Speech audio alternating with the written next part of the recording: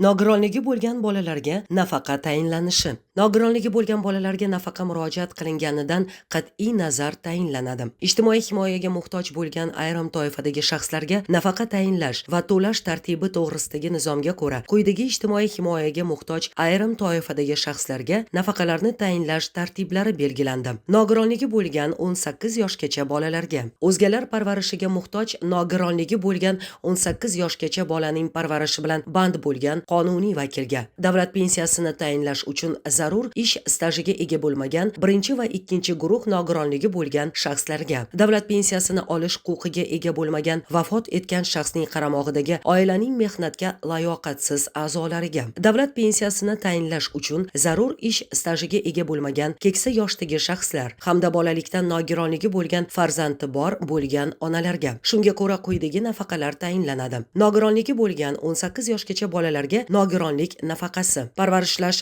nafaqasi, nogironlik nafaqasi, boquvchisini yo'qotganlik nafaqasi, yoshga doir nafaqa.